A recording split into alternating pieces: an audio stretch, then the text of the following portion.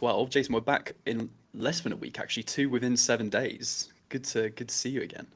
It is great to see you, and yeah, it's like whiplash, but I mean we got some cool stuff to talk about today, so we wanted to make it happen. Absolutely. How's your last week, not 2 weeks been? The cohort is on to what, week 4, week 5 now? Cohort How's it is going? on week 4, and each step of the cohort maps to the life cycle of a hire. So week 4 is creating bespoke interview kits and OKRs. So, I'm really thinking that by next week we'll get a hire out of this cohort. So it's going really good. Having a heck of a lot of fun with it. Super excited to launch it again. Probably gonna do cohort number 2 mid-April, second or third week of April. Awesome. For anyone who doesn't know what we're talking about, we're running like an AI accelerator course or cohort, sorry. It's like a 6 week, different skill, different topic within talent acquisition each week, completely led by Jason, happening inside the PromptMates community. So I'll throw the link in the chat in a moment. I actually stole some of your content today. You'll see this hat that I'm wearing, built before brunch with Seed. We hosted like a live workshop, and I took week 1 from your cohort, like context building, built an about me file that the talent leaders who attended can take away and apply with any kind of AI tool, LLM, vibe code they work with. So yeah, anyone who does the cohort is also allowed to shamelessly steal from Jason. I think that's okay. Absolutely.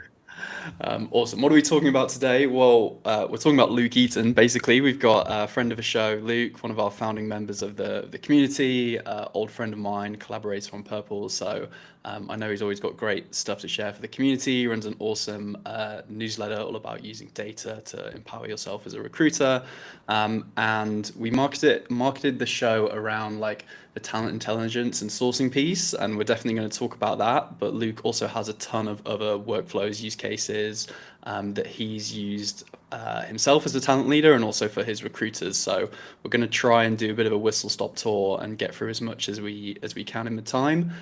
Please throw your questions in the chat as we go. That would be great. I should also say, let us know you can hear us okay on YouTube. I can see there's 150 people in here, but drop a hello in the chat. Let us know who you are, what company you're working at, where you're based. We'd love to get to know some of you. Today's session, before we get over to Luke, is sponsored by Round One. So Maya's come in to support the community, keep the show free, and we've got some exclusive features, I think, to see for the first time from Round One. So yeah, I'll hand over to you, Maya. Would be great to I guess first get a quick intro to the tool generally, and then yeah, let's see these new features. Sure, sure. Thanks, Joe. I'm excited to be here. It's an amazing community here. And always looking forward to whatever Luke has to say, because it's always exciting. I'm not going to bore a lot of people by repeating what Round One is, but very briefly, it's a voice screening platform powered by AI, as a lot of other things AI these days. But today we are talking about some really cool new features that we've just introduced yesterday. And I want to show them around to all the users. Some of you are already using Round One, so this might be new features. For some of you, the entire platform might be new. But before I share my screen, I just want to raise a quick question. Now, how many of you have opened a role recently and watched, couple of hundred applications flowing in just first couple of days? Some roles maybe in a few hours, you might be seeing few hundred applications, right? So it's not a volume problem. We think it's more of a signal problem. And by the time you as a recruiter speak to anyone, 3 expensive things have already happened. You wasted a few hours on the polished CVs. Everyone is using CVs these days, AI these days to write their CVs. A bias has already crept in before any conversation started, what school they've gone through, which companies they've worked in. And as a recruiter or as a hiring manager, you started building a mental sort list even before seeing any data in front of you. So CVs were basically never designed for high volume hiring.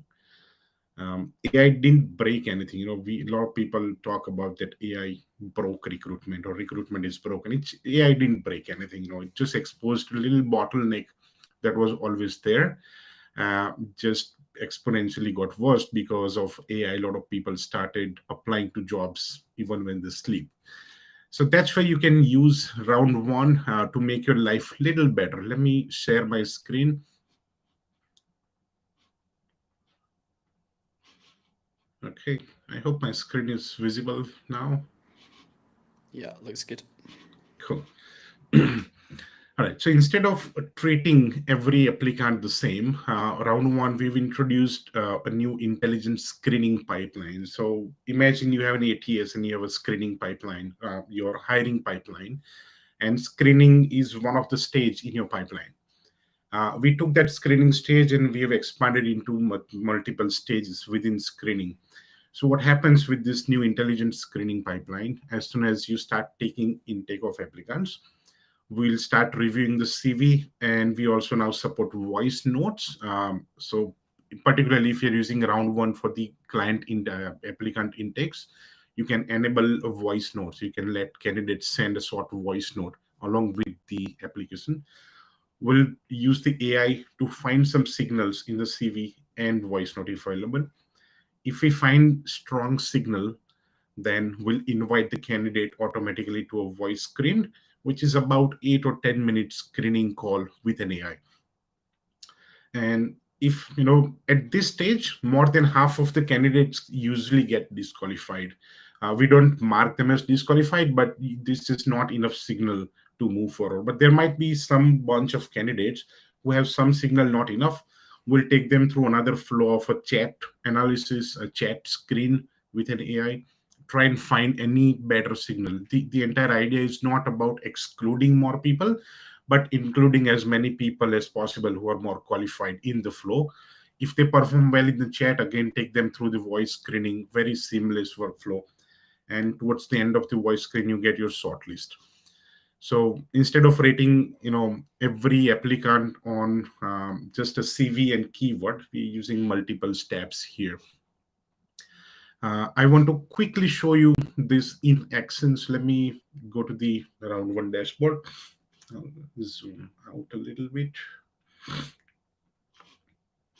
So here is a role that we are currently hiring for ourselves, round one. So this is more of a simulated data, but it has a lot of candidates.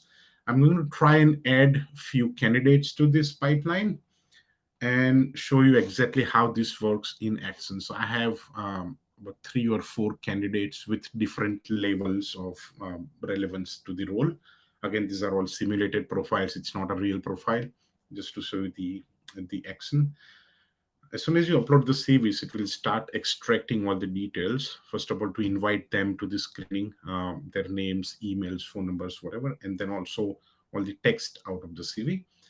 Once it has done that, you can select all the candidates and add them to the pipeline. It's as easy as this.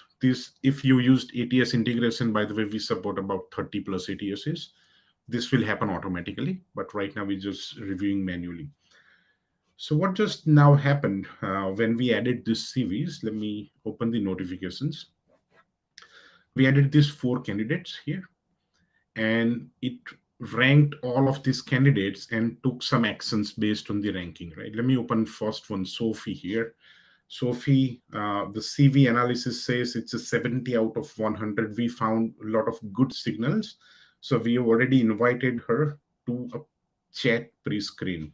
If Sophie had scored more than 75, for example, we would have skipped the pre-screen completely and just gone straight to the voice screening. So this is how it will, without you manually working through it, it will automatically invite candidates to the next stage within the screening pipeline. Obviously, you have all the manual controls, but just some automations for you. So what happened is we added few CVs, few different conversations started, some with the chat pre-screens, some with the voice screens. And by this time, recruiters have not looked into anything yet. It's still doing its own job. Now, as they complete the voice screen, I want to quickly show you how it looks like. It's again a very new report card that we have. Let me open this, a sample candidate, Zara Khan. She had a CV rating of 80. That means we skipped the pre-screen completely and she was invited to a voice screen. And now here you have the complete recording and transcript. but you have much more detailed assessment summary of this candidate. So rather than looking at this 15 minutes recording, you can look at this summary and then more fine-tuned and granular analysis of the criteria that you configured as a recruiter, right? So round one, try to extract all of them, find all the signals, and then rank all of these criteria. So in this case, she did 80 on her chat CV screen. With the voice screen, she did 90, and she stands at number 1 out of total 31 candidates, for example. Right. So this is really cool, where you're not relying on the CV and keywords or shortlisting based on CV, but now you have a very clear signal for every candidate. Since we can't play audio, I'll skip the audio playing, but you can always try it out. I want to show you something new that we have. You have this pipeline, but now we've introduced something on leaderboard along with some comparison features. So as more and more candidates start completing the screenings, we'll start putting them in the leaderboard along with all the insights that matters for this candidate. What are the strong points and what are some concerns about this candidate? So you have much more cleaner view of your pipeline at this stage. And now you decide, let's say these are the top 5 candidates that you want to take further. But before doing that, basically you would compare their outcomes. It doesn't matter if you do that manually or AI does it for you, but you have to still compare them against each other. So we have a neat comparing feature. If you select all the candidates that you're interested, click on compare. It will take a minute or two and create a much detailed comparison. I'll open one of the existing comparisons for you to review here. So from this is where a recruiter's time starts, right? You have comparison of all the candidates that you think are really good, and not just comparison, you have an evidence dossier, right? So when you talk to the candidate, before that, you've already analyzed and why this candidate gets this score from the actual screening that they did, right? And now from here, you can take this forward. You can either talk to the candidate or whatever is the next step. There's one last thing that is very new to round one that I want to talk about. It's an AI chatbot, right? Everyone, why not? Everything is AI chatbot. So we introduced AI chatbot. Again, I can talk to it or I can have a chat, but since I cannot play the audio, I'm just going to continue chatting with this. I'll just ask a couple of questions that might make sense. So we have 2 candidates, Marcus and Zara. Let me ask, how does Marcus compare to Zara? And then it will actually give me a comparison of these 2 candidates. So without me as a recruiter going to few different pages and try and find out the comparison, now it can actually give me that on a voice conversation or on a chat conversation. Yep. So it is already doing that right now behind the scenes. While that runs, I have to say the candidate comparison scorecard is a really cool feature, man. I don't think I've ever seen that. Yeah, this is and something I noticed when you mentioned earlier in the conversation about interview prep. That's coming up after this. You would be able to create an interview prep guide. So whoever is interviewing next, they would have all of this context with them and what to probe in an actual interview. That's interesting. That's something coming up very soon.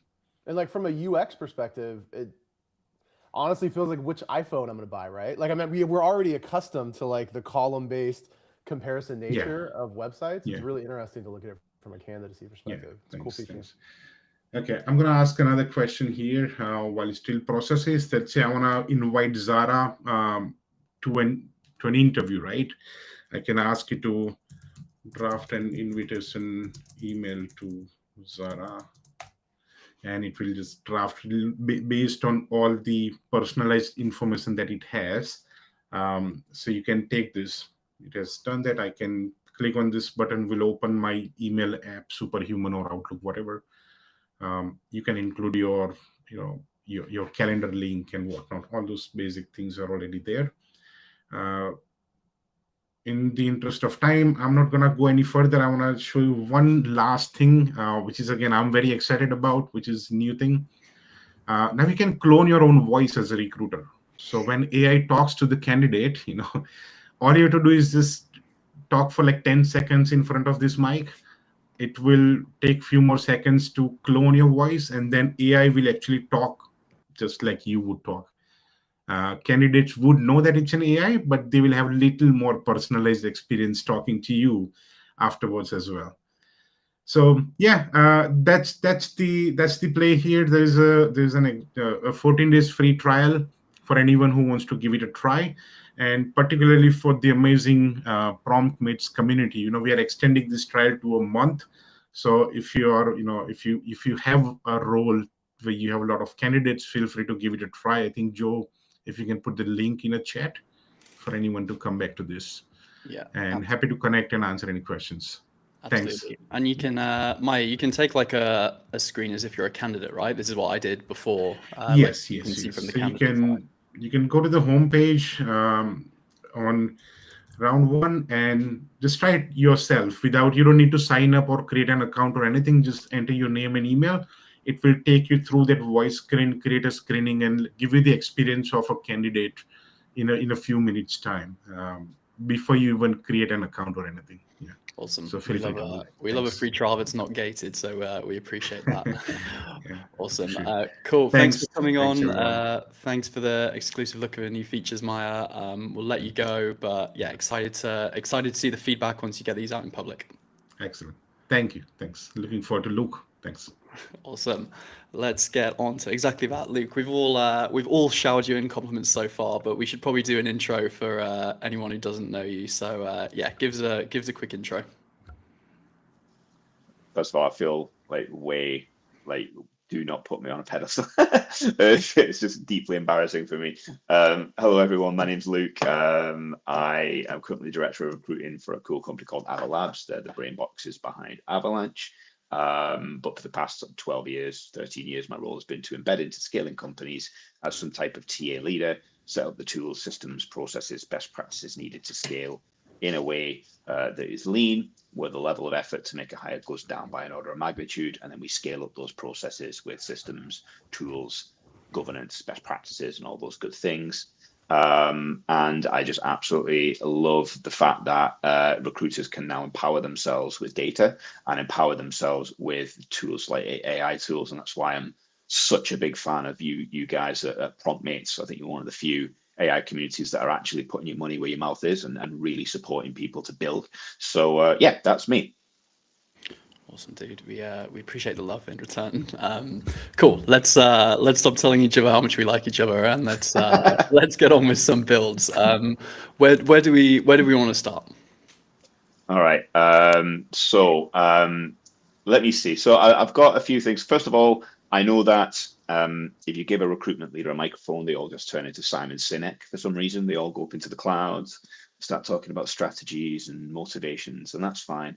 But I want to sort of show some low level stuff. So what I've got is sort of three, technically four things that I'd show you that I've currently built live, and then I've got one thing that is built, but it's behind my company's sort of IP, and it would expose like my company's like HR system. So definitely not going to show you that. Get fired. But what I can show you is the entire recipe book to make your own and how to do that. And of course, I'm on LinkedIn and I'm on the PromptMates community all the time, so you can ask me anything you want.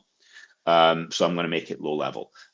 Before I do, there is just like a couple of themes, because what I don't want to do is just say, here's a random thing and here's another random thing.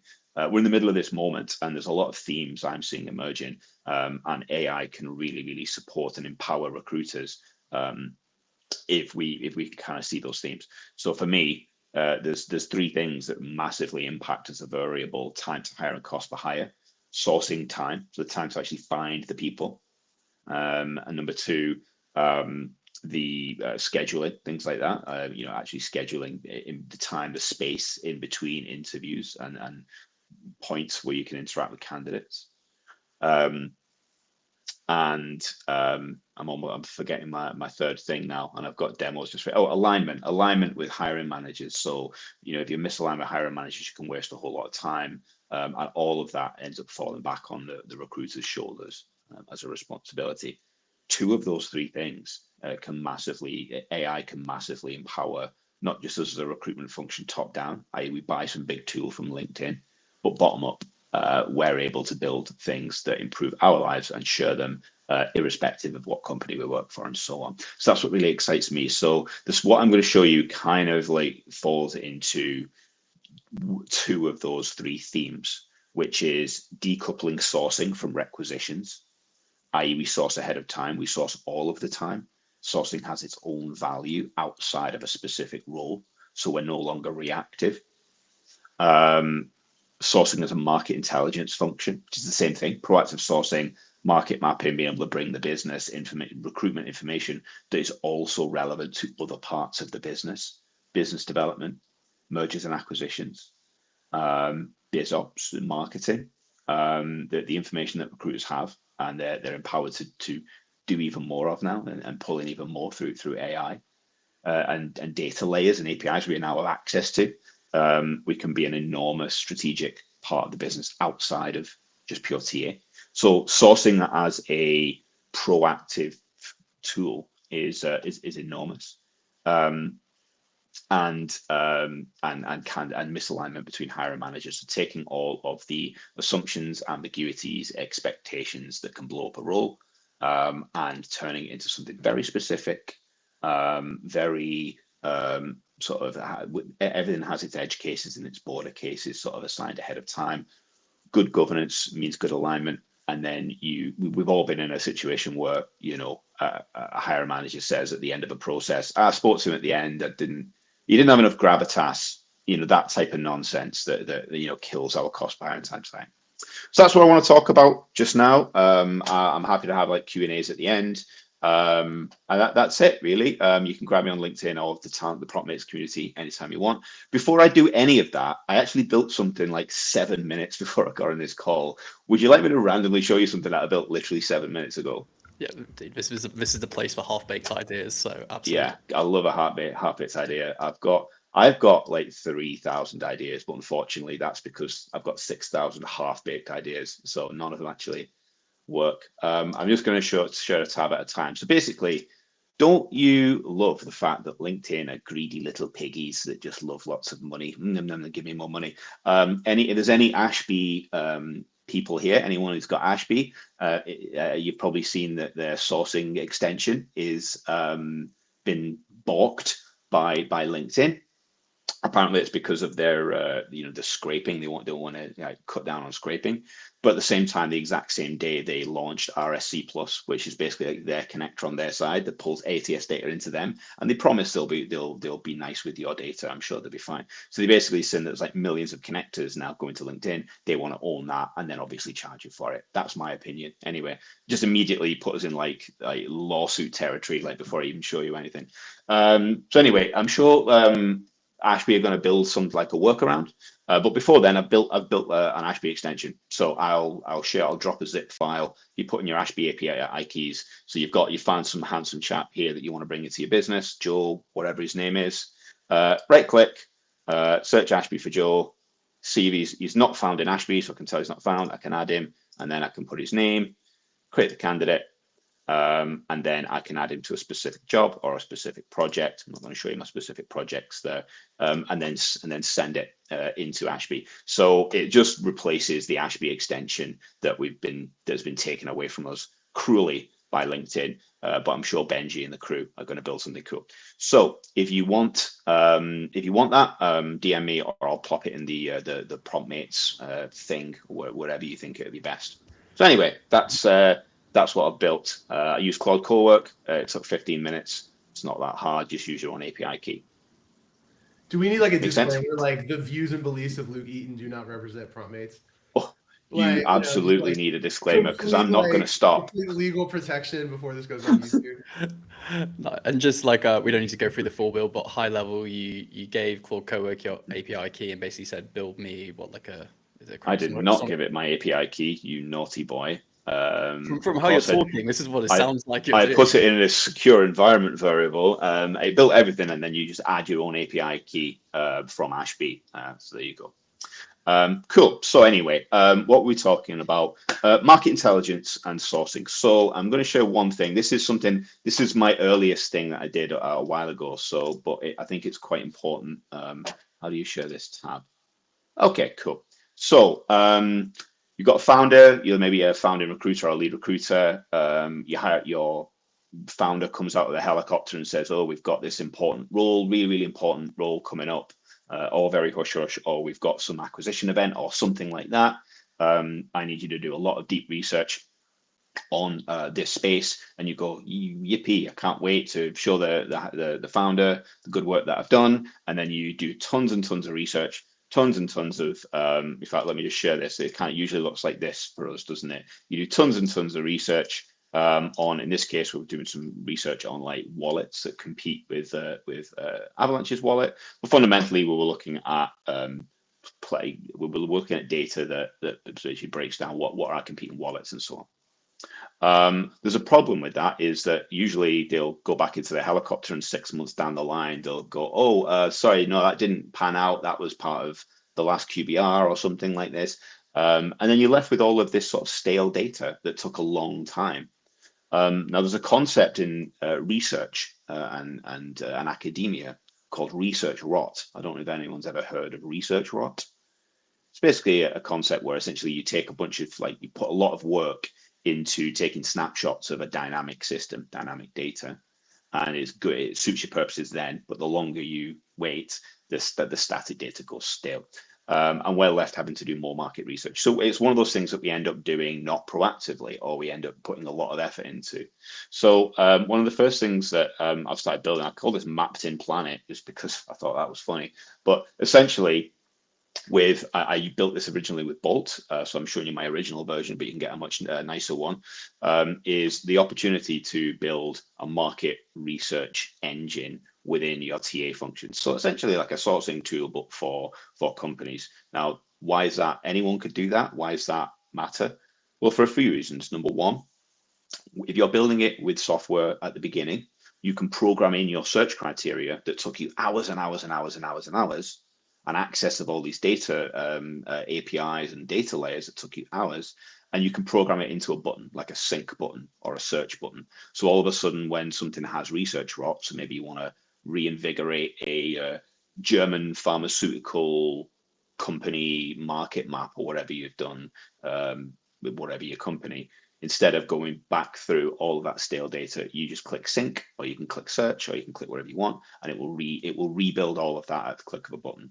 So that's something that's very, very important, because the more you do it, the more different places that you do that, the more market intelligence you have at your fingertips at the touch of a button. So it gets rid of research rot. Very important. Really quick though, when it does that, is it starting from scratch, or is it like hinging off what you already have, and the stuff that doesn't need to be updated doesn't get updated? Like, how does it refresh the rot? I built this initially to just like the V1 was like very data heavy, token heavy, as you can imagine, and just restart everything, the same searches.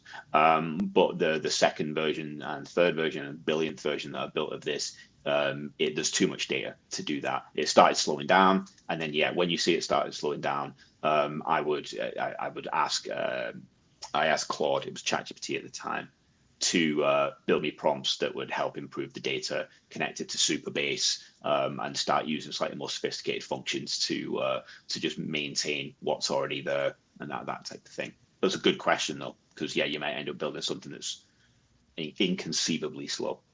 This actually, let's say you're speaking to a founder, all of a sudden, and I've shown things like this to my founder, and they kind of said, I didn't know that TA could do this, is what they said. So essentially, this would be a number of wallets. Its relevance to my company's wallet based on specific criteria.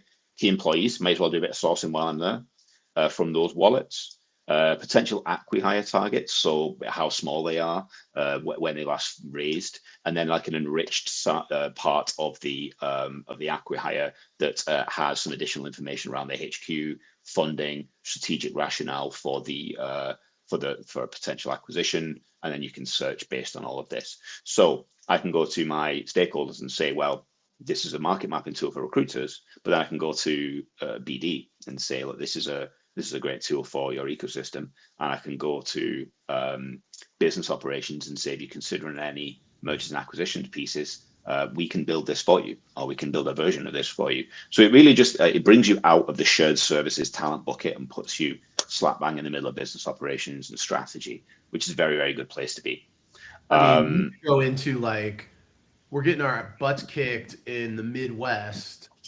Our competitor has 3x the number of sales folks in the Midwest, and all those guys have tenure that are double our team. I mean, there's so much competitive intelligence you could pull out of this dude. Yeah, I mean, just bear in mind that like talent.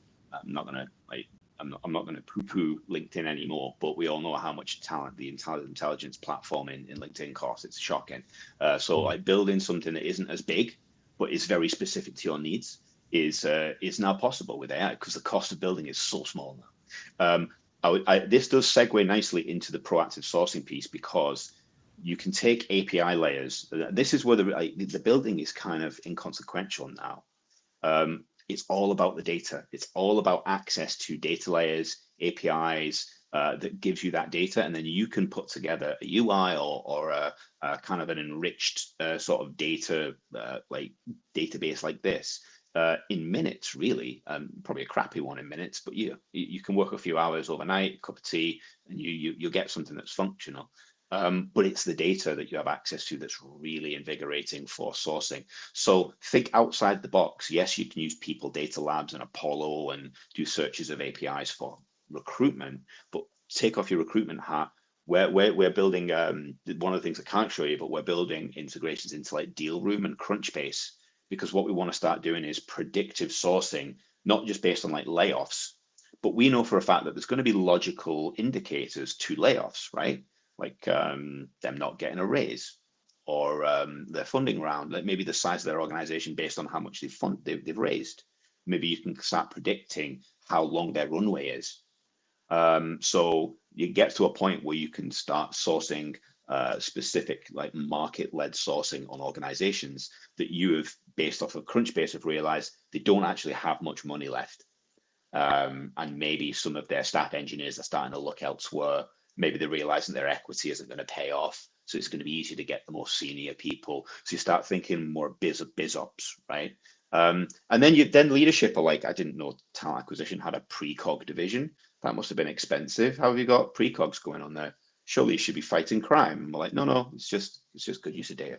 So this is one of the use cases of this. Like it is one of the simplest use cases, but if you just expand and think, what other data can I bring in that's non just candidates? You can turn this into a massive strategic win. Does that make sense? Yeah.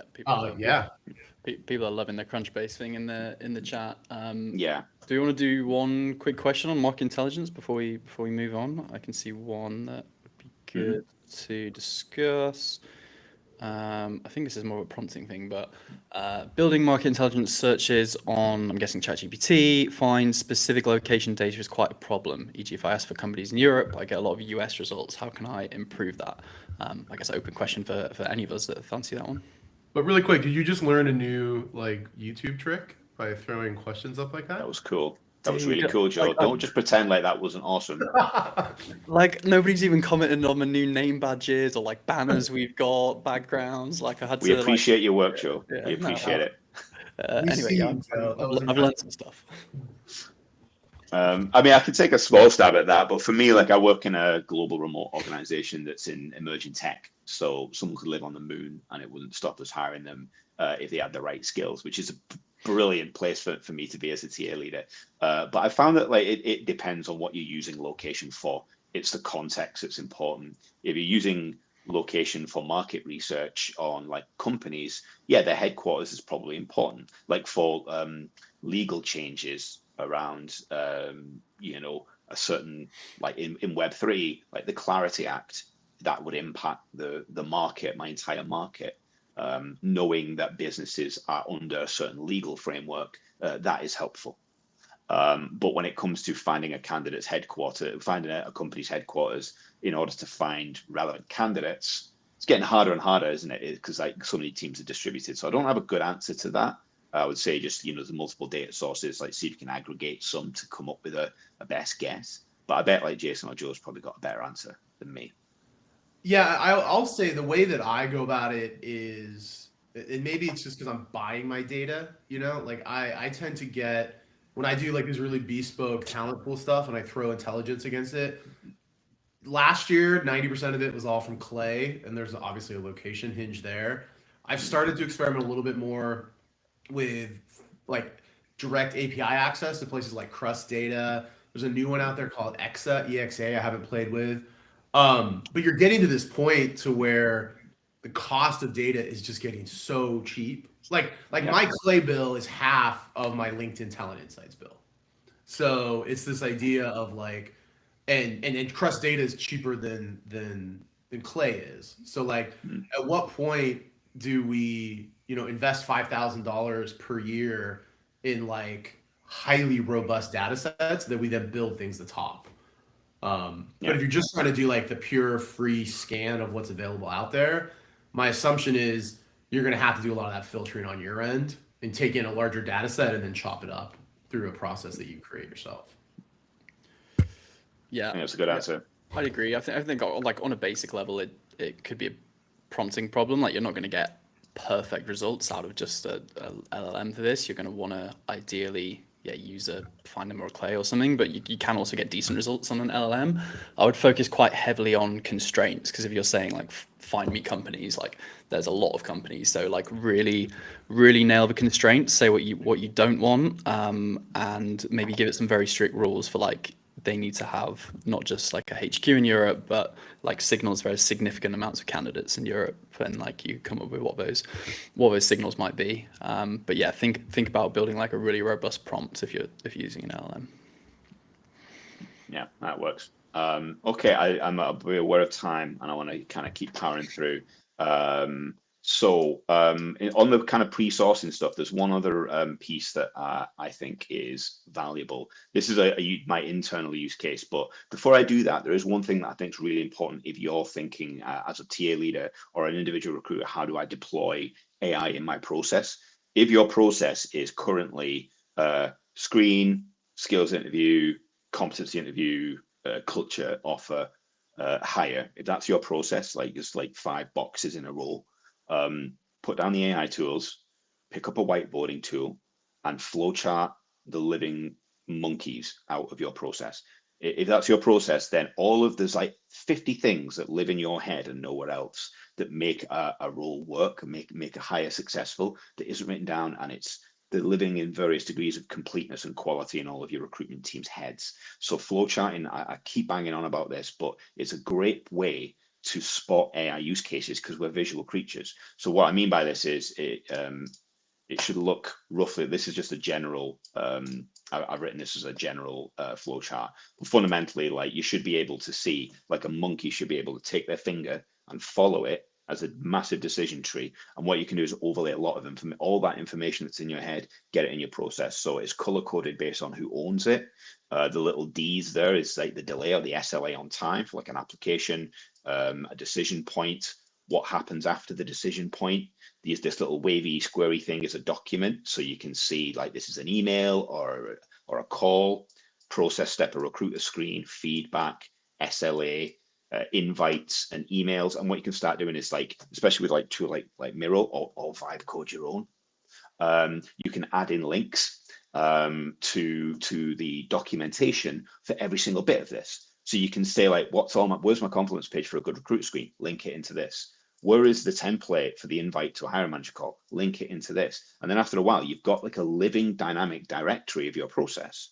But the cool thing is, because you're visual, you can look at this and go, actually, I can create an efficiency by subtraction. I don't need that.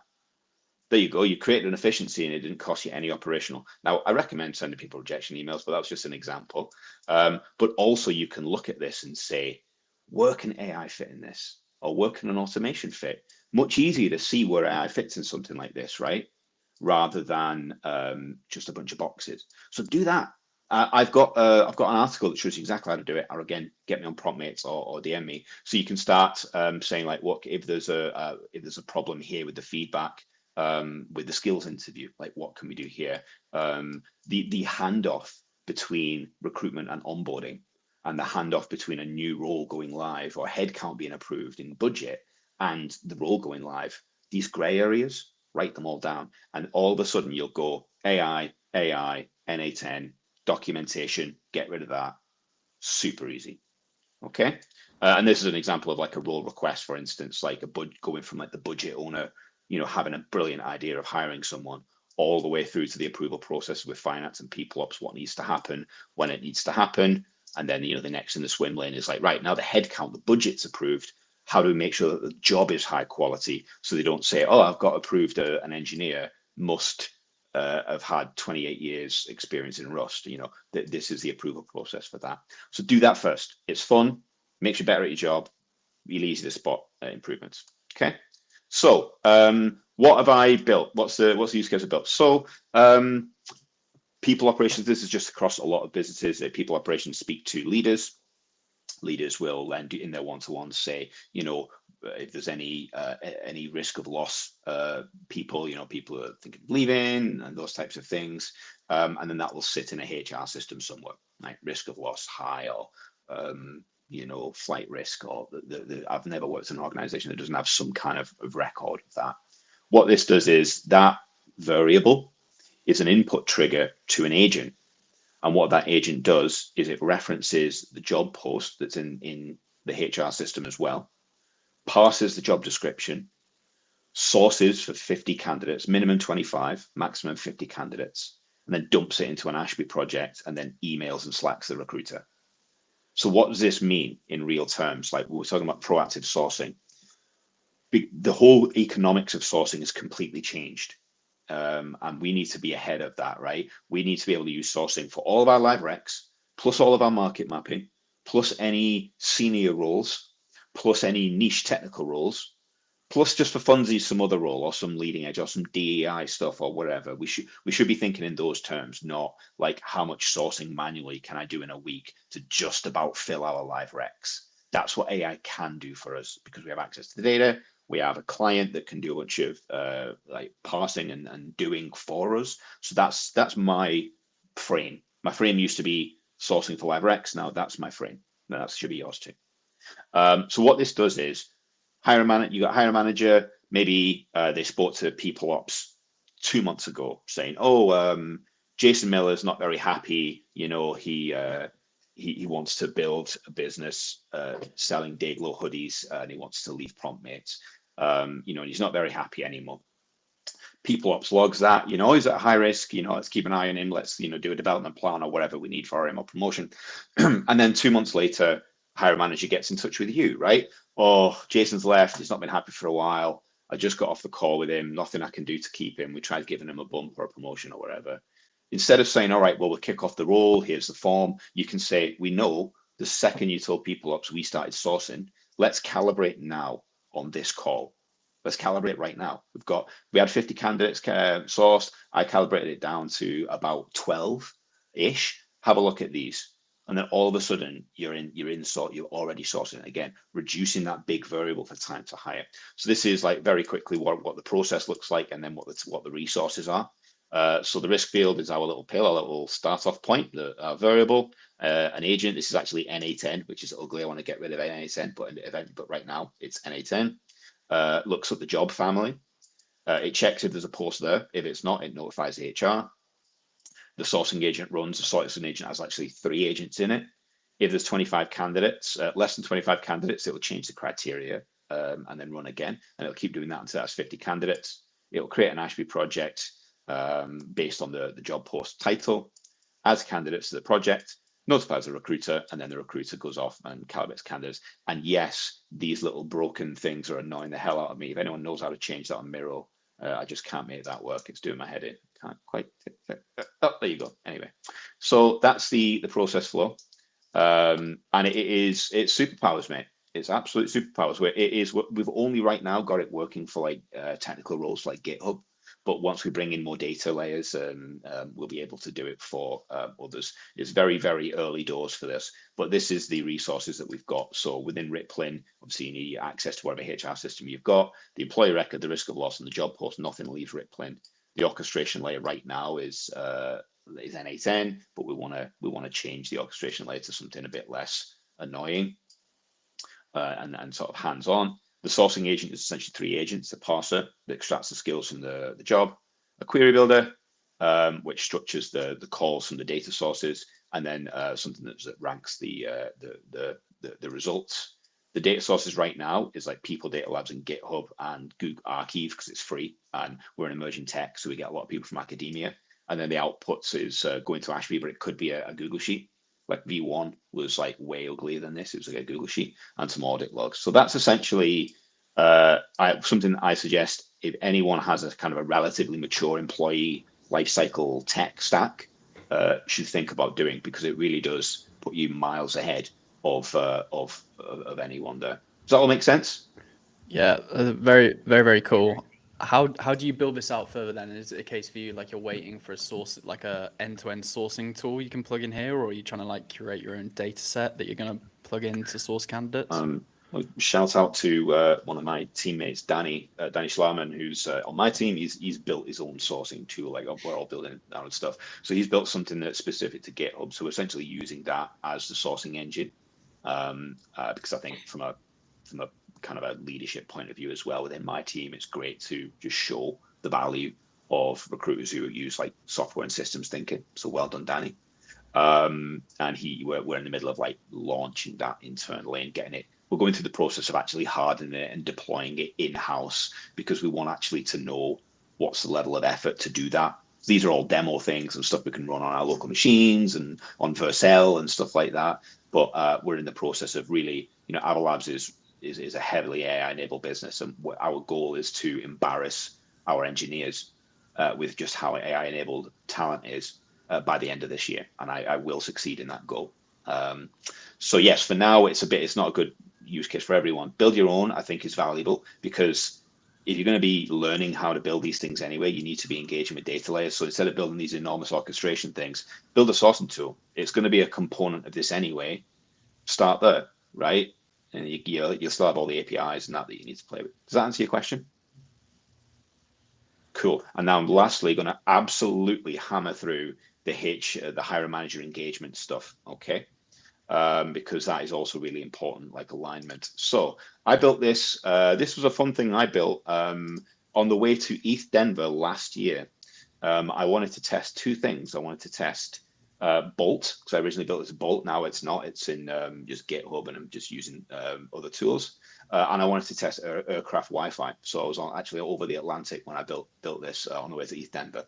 But basically, it's a kickoff co-pilot. So all of the stuff that you do with the kickoff, it takes a good recruiter days, like probably 4 hours, to get all the material together, compile it, think about the competency-based questions, structure the interviews, review guidelines, and all of that, and then get into the hiring manager. This just is a simple use case that allows you to do it in situ. So you're on the kickoff call, you're doing this with the hiring manager. So I'll show you what I mean. VP of Engineering. VP level, obviously. You can just slap in your job post. Now that takes about 7 years, because I'm sharing my screen and I'm a bit of a cheapo, so I'm using a marginally dumber AI model because I don't want to spend too much money modeling this for you. But that'll only take a few seconds. I'm going to improve it. While that does that, so I don't want to be waiting, I'll show you a second thing I can do with the job information is job level checker. So imagine, oh no, wait a minute, I didn't share my screen. There you go. So what it does is it takes the original input, it cleans up any of the key responsibilities, so that this is a good job post, because it's one of mine. So it's roughly the same. What it also does is it pulls out a success criteria that's data driven and sort of bound by something specific. And non sort of ephemeral. So maintain clear team charters and ownership maps of sub-teams. And the idea is that you edit this alongside your hiring manager. So let's say they don't care about that bit, but favorable scores and health surveys is fine. And you just go through each criteria and you edit and approve every criteria. until you've got something that you are happy with, is data driven, and you are totally aligned with your hiring manager. Then it takes on the persona of a HR superstar, like probably someone in this role, and then they will generate very well put together competency based questions based on the success criteria that was agreed. Again, the AI is probably going to take a bit too long here. I'll very quickly I'm going to hop off to something else. Take your review guide, take your leadership guidelines and leveling guidelines, and take a job description and make sure that it does an analysis of the job post to check it does work. Come on, there you. Oh, don't do this. We were so close. 3 demos and not a bad. Oh well. Sorry guys. I thought we'd done all right here.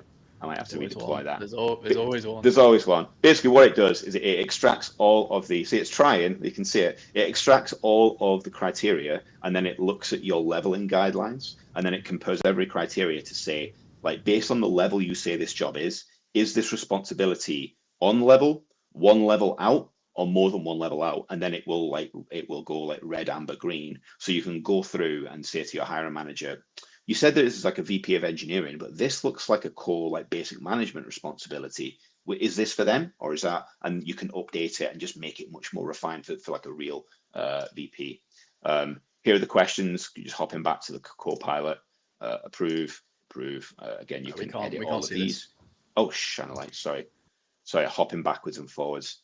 Approve, so you can go through and just like to show you, like, they are sensible questions. So every time you built an engineering organization with specialist teams, what did you find? How did you bring cohesion without stifling autonomy? So it does add like an extra layer of thought into the questions, and it's framed in a slightly more human way. It doesn't just reword the I think a lot of these things just like reword the competency rather than ask like a proper question. So let's say we approve these, and then it goes to the guidelines, and what it'll do is, I'll just talk through this while it finishes. It creates a set of review guidelines based on red, amber, green of an example of an answer that fails to meet, meets, or exceeds the success criteria of the competency-based question that's based on the data-driven success criteria you agreed on. And this is all in the kickoff call. And then finally, you can add your company logo in and export it as a PDF, and then just share it with your hiring manager right at the end. So instead of spending half a day building all the resources and all of that stuff, if you do that in the first place, like if you're a very good recruiter, you go to you can put this straight into Ashby as a set of interview notes and review guidelines. I obviously have to speed this up. I obviously, my cheaponess obviously is costing us time here, but that will run its thing. I'll show it you once it finishes. Do you have any questions on that while this poor thing heats up a small portion of the US in a data center somewhere? No questions on my side, but I think this pre-kickoff work is like such a clear use case for like the value of AI, right? Like it's low risk, it's manual work, it's not particularly high value, and AI can do it pretty well.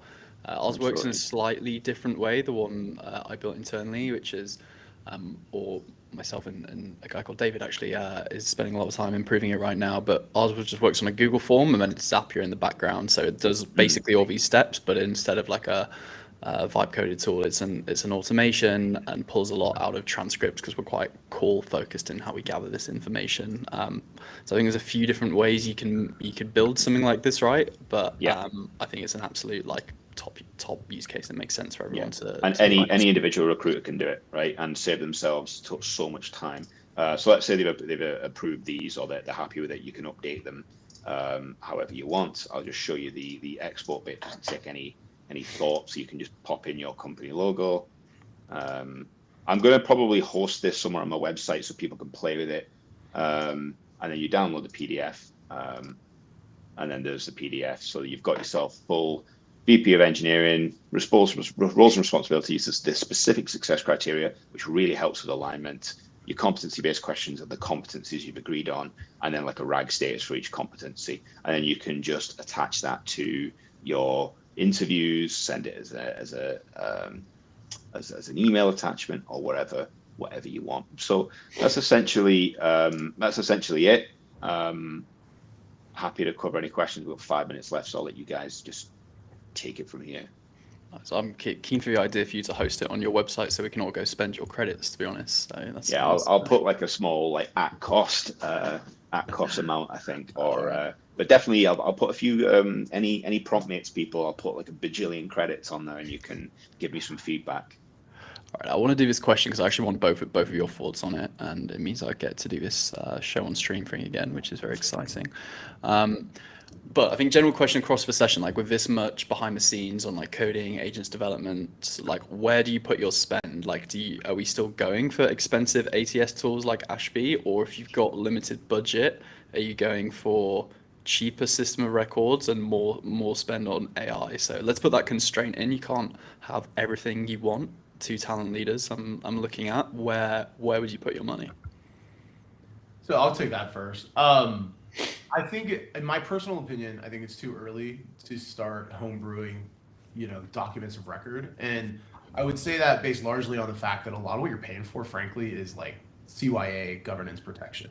Like, could we build a system that could hold candidates and interview feedback effectively? Yes, absolutely, we could. But when you think of things like a Workday, or you think of things like your ATS or any of these things, I'm still going to go with. If I'm going into court, I want to go into court with somebody who's knows what they're doing and has been protected and understands the differences in laws in different states and countries and these sorts of things. That's not to say though that I don't think you should build a top it. I saw some people kind of lamenting that they're like, oh, I'm on Greenhouse for X number of months and stuff like that. I just want to say that a lot of what Luke showed attached to Ashby, most ATSs are going to give you similar levels of access. Some more so than others, but just I would really try pushing on whatever ATS you have at the moment and try and build something atop it, as opposed to like a full rip and replace just to chase the shiniest tool right now. Yeah, I think Jason nailed that. I don't see it a matter of either or. It is too early to. It depends on where you are as a business. Like if you're a 3-person recruitment agency, fire away. But if you're a business that's looking for auditability, that is looking for an investment event, they don't just turn up with like $5 million like seed and go, there you go, kids, go enjoy that money. See you in 4 years. Like. You have to pass a series of audits. You have to commit to maturing your tax, treasury, and all the shared services. You need better legal representation as you move into different business jurisdictions. And then, so saying that and then going, oh yeah, most of our third-party data is in a Superbase project that Steve vibe coded 3 years ago. No. And also, like I think that there is a place for. I mean, we use Ashby. We're early customers for Ashby, but I think a lot of like platform ATS's Greenhouse, I think, is getting better and better and better. I think they're paying down huge amounts of technical debt, and they're being very smart. There's a few questions about that. Harvests, they've got a new API like Harvest that you can use. So a lot of this you can do with Greenhouse as well, just to say. But yeah, having a platform gives you stability and security. Like writing SOPs and also like the technical and operational debt of running a series like a Frankenstack that you built yourself is enormous. And we're not at that point yet because we've not had enough mature AI tools that we built ourselves. What happens when this thing needs maintaining? What happens when like the language sort of protocols that this run on need updating and we don't have the knowledge to do that? How much time is that going to take away from recruiters compared to what it saves? So that it makes sense to buy an all-in-one platform. From a commercial point of view, it's sensible. AI is on the other side. The malign actors also have AI. So if they're the ones that are going to be doing candidate fraud, offer fraud and those types of things, I want a team of well-invested, well-funded, very, very clever engineers building my anti-fraud detection. Again, not something that Steve Vai coded 2 years ago. So I think there's a place for both. And but one thing is like we've really we're not talking enough about how massively transformational MCP is. MCP is absolutely changing the game. So we're getting to a point where you can have both, where you can have like a client that runs around your major platform systems, but works within the boundary of like your security. I realize we're on time now, so I'll stop there. Awesome. Yeah, I agree. I think the question can't be like, is it system of record or no system of record? Like, there needs to be a system of record, especially like what's the data we store as like recruitment functions, like candidate data, incredibly like secure data with all sorts of scary legislations around it if you don't handle it particularly well. So yeah, I think that the question needs to be more, do we need the most expensive one on the market, or can we go something different and custom build? And I think that can also come down to a time thing, like how much time do you have to build something around a more basic ATS. Cool. What's next, Luke? We'll end it in a moment, but anything coming up for you? What are you focusing on building? Tell us a little more. I'm going to build an ATS. No, I'm actually going to be combining some TA tech with some blockchain long term, which is going to be an interesting use case. I'll tell you about maybe tomorrow when I see you. But also, I'm mainly just going to be focusing on Ava Labs, focusing on LinkedIn, and just supporting people on LinkedIn with like governance and the low tech solutions that underpin all of this stuff. And then just working on just looking for more use cases for AI within the context of Ava Labs and the team. Awesome, dude. Well, it's been great to have a run through of what you've built so far. We'll definitely have to have you back on the show in a few months. You might have promised more links than anyone on the show so far, so we'll send them out on the blast tomorrow, providing Luke can gather them all together in time. But yeah, thanks so much for joining, and we will be back in 2 weeks. We are off next week, so we'll see you all soon. Jason, Luke, thanks so much. Thanks, guys. Thanks a lot.